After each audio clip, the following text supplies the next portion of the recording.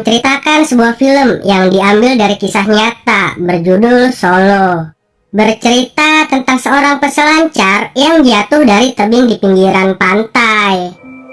Seorang peselancar bernama Alvaro bersama sahabat sejatinya yang bernama Nelo. Esto se acaba para mí. Menikmati harinya dengan berselancar di pantai Kepulauan Canaria. Disfruto lo mientras puedas, yo.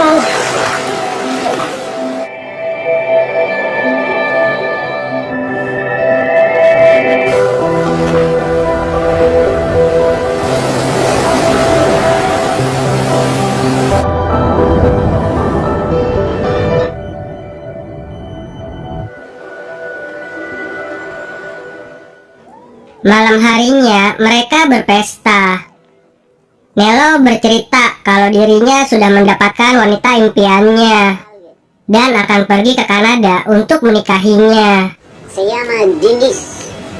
¿Es en serio?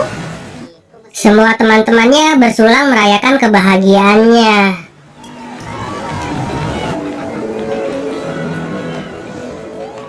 Tetapi tidak dengan Alvaro yang terlihat cemberut karena akan ditinggal pergi sahabatnya tersebut. Claro.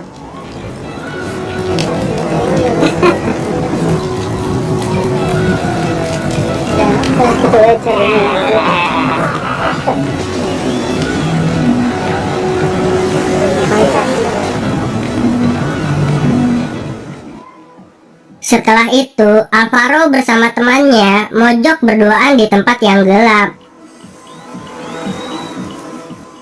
Saat sedang asik mengobrol, tiba-tiba kekasihnya Alvaro yang bernama Ona datang bersama pria lain ke pesta.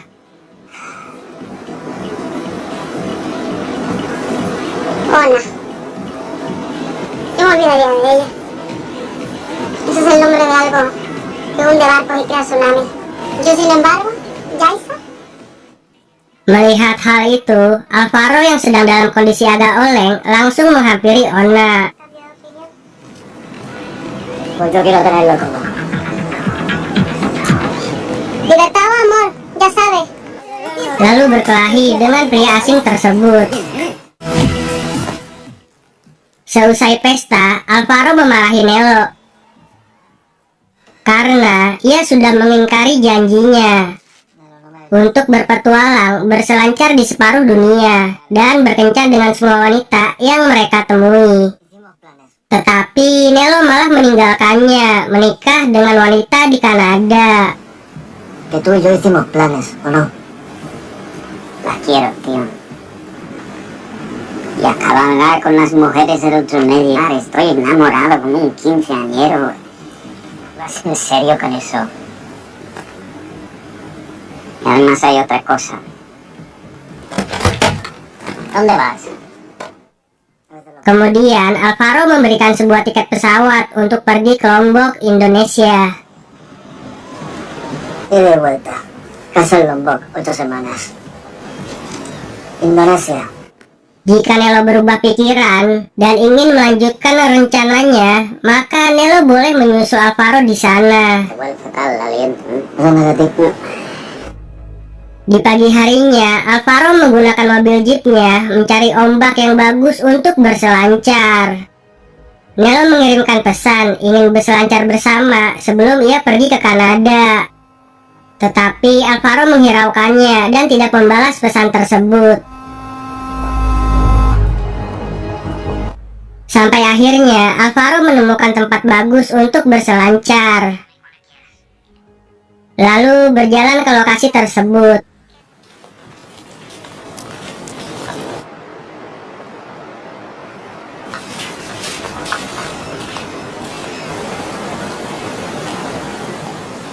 Di tengah perjalanan, Alvaro tiba-tiba terpleset.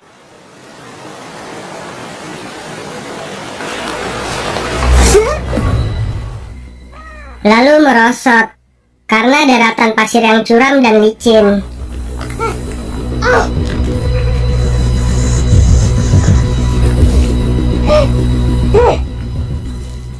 Ia mencoba bertahan dengan kedua tangannya. Kemudian ada telepon masuk. Alvaro mencoba bertahan dengan satu tangannya untuk mengangkat telepon tersebut.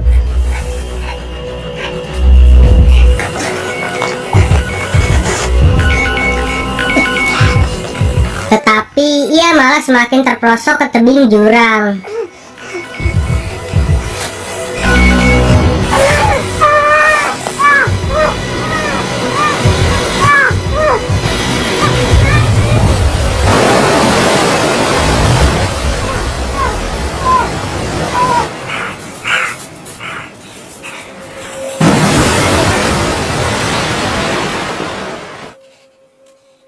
Alvaro menghitung detik ombak datang untuk melompat.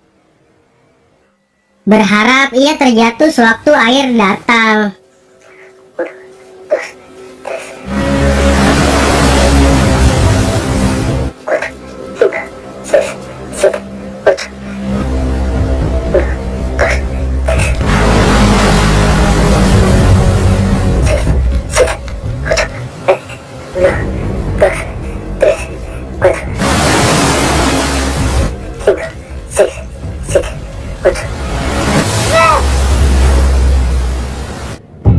Alvaro pun terjatuh pas pada saat ombak datang.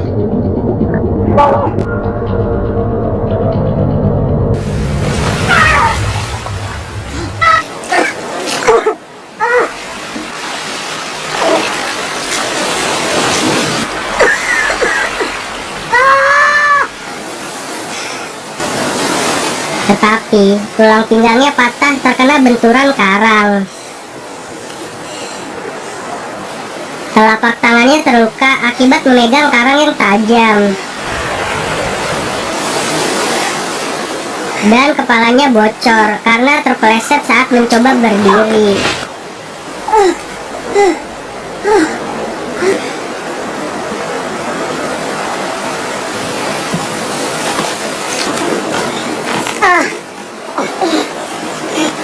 Alvaro mencoba menggunakan handphonenya, tetapi mati karena terkena air.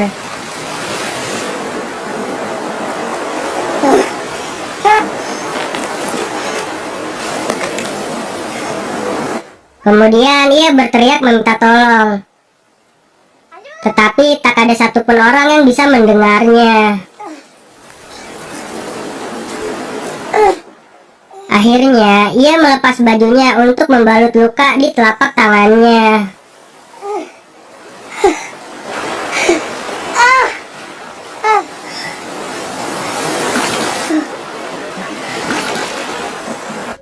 Sendirian nyangkut di sebuah karang, tidak bisa berbuat apa-apa. Akhirnya ia pun tertidur.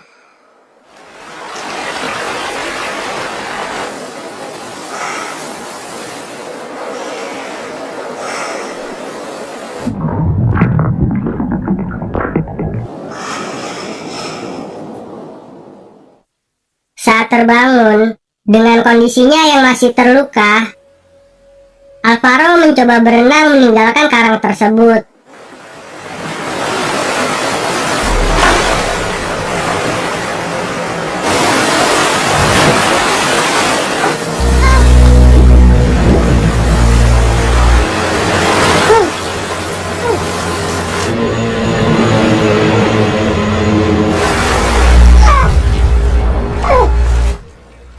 Saat berenang, tiba-tiba ia mengalami kram otot pada perutnya.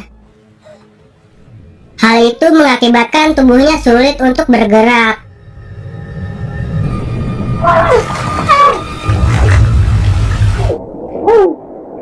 Los espasmos se fueron repitiendo.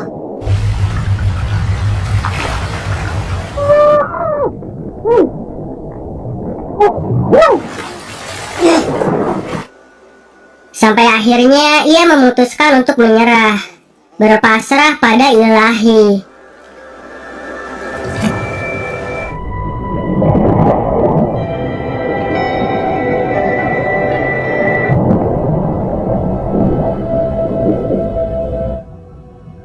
Sesampainya di bawah, Alvaro tersadar kalau ia harus berjuang untuk tetap hidup. karena ingin meminta maaf atas kesalahan-kesalahan yang ia pernah lakukan kepada keluarga, pacar, dan para sahabatnya.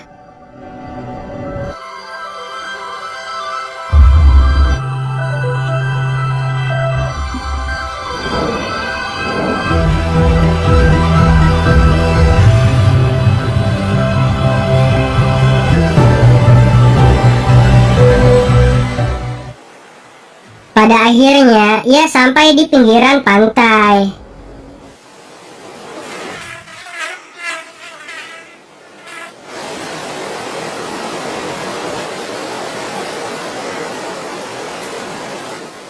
"24 jam pun sudah berlalu. Alvaro melihat sebuah papan selancar kecil. Kemudian mencoba mengambilnya dengan cara merangkak.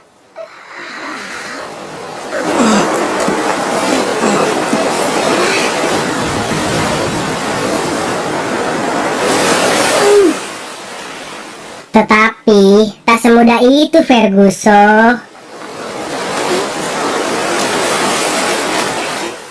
Alvaro terkena ombak, lalu kepalanya kejedot di karang. Yang akhirnya ia celeng tak sadarkan diri.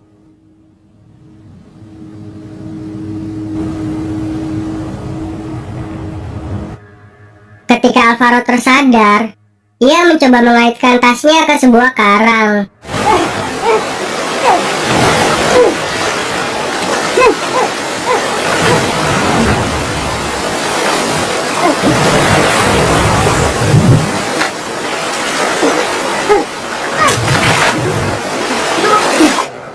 Sebuah helikopter pun lewat.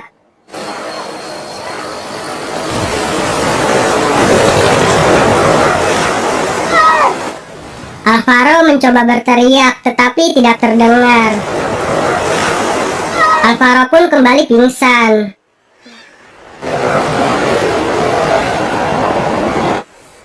Sampai ia tersadar, ada sebuah burung yang mencoba memakan telapak tangannya yang terluka.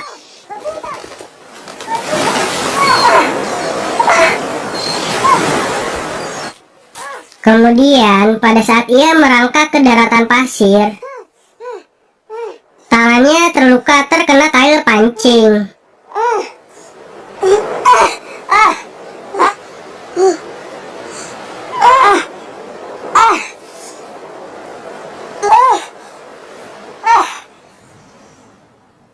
Sampai pada malam hari, ia merangkak sambil mengumpulkan sampah-sampah yang terbawa ombak.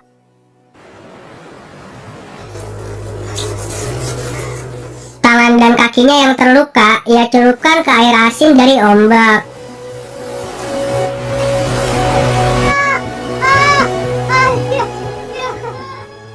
Diberikan pasir, lalu dibalut dengan aluminium foil. Kemudian, ia membuat sebuah lubang pasir untuk bertahan dari dinginnya angin pantai di malam hari. Alvaro menaruh sebuah gelas, berharap air hujan mengisi gelasnya tersebut. Tetapi suara gluduk tersebut hanya menjatuhkan beberapa tetesan air saja.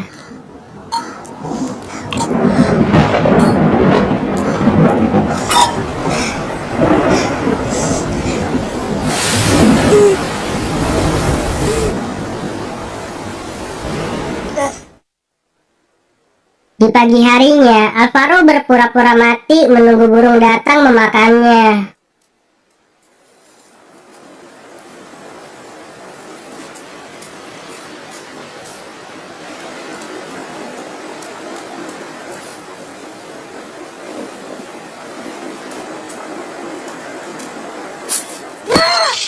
Lalu tiba-tiba ia mendengar suara telepon.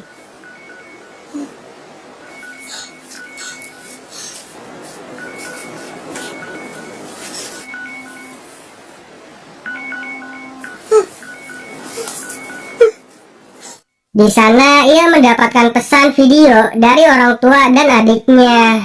Papá, he tenido un accidente, necesito ayuda. ¿Por qué? Tetapi itu hanya halusinasinya saja.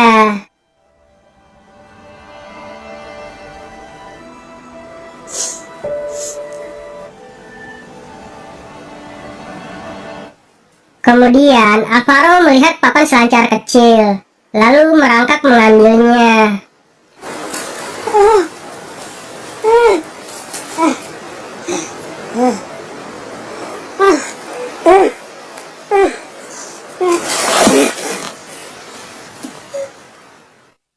Para burung pun berdatangan, menunggu untuk makan malamnya.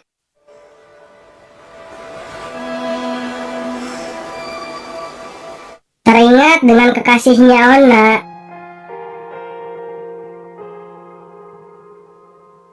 dan sewaktu asik berselancar bersama teman-temannya,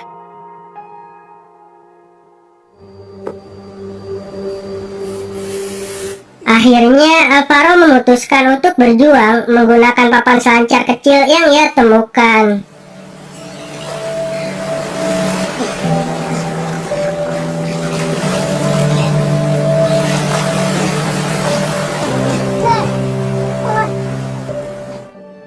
Sampai akhirnya tenaganya habis.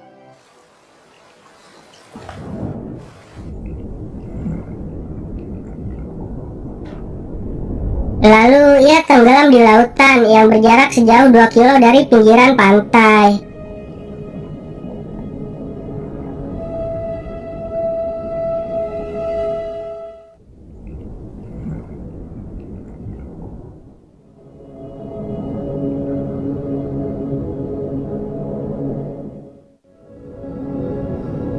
Dan tiba-tiba tim SAR datang menyelamatkannya.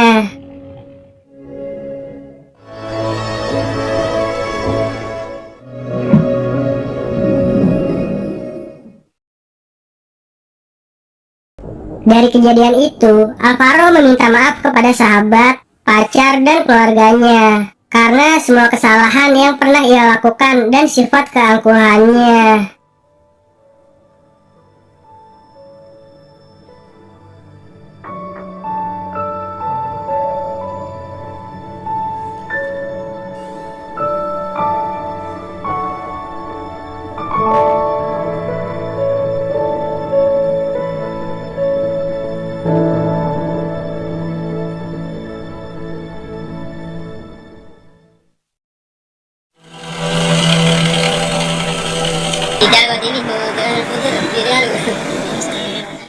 Gimana nih menurut kalian tentang film ini? Komen di bawah ya. Dan jangan lupa untuk subscribe dan nyalakan loncengnya.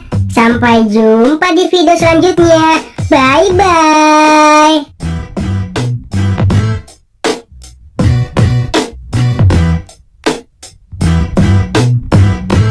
Once again.